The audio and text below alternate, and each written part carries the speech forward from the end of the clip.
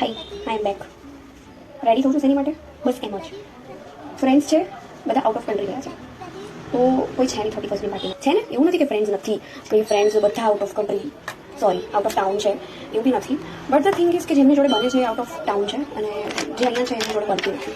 Reason મને ખુદને બી નથી ખબર, જસ્ટ વાઇબ મેચ નથી થતી એટલા માટે નથી જતી. એટ ધ હવે એમણે મને બોલાવવાનું બંધ કરી દીધું છે, વિચ ઇઝ ગ્રેટ. પણ મને એવું થાય છે કે મારા ફોનમાં વાંધો છે કે પછી મારા ઘરની લાઇટિંગમાં વાંધો છે કે મારો ફેસ આવું બકવાસ આવે છે કે જેમાં મેકઅપ જ નથી દેખાતો. બટ એટ ધી હેન્ડ પછી હું એવું વિચારી લઉં છું કે બંનેમાં વાંધો છે. ભૂલી ગઈ, કશો વાંધો નથી, ભૂલી ગયા, ઇટ્સ ઓકે. એવું નથી કે લોકો નથી, પ્લાન્સ બી બને છે મારા, અને હું હાવી પાડું છું કે હા હું જોઈન કરીશ એમ.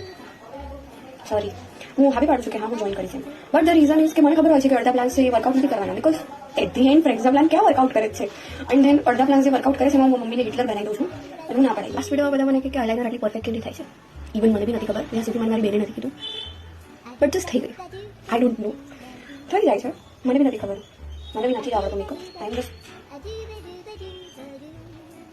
Learning.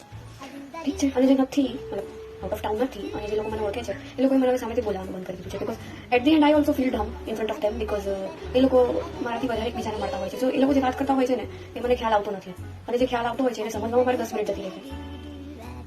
So it's okay, I am good.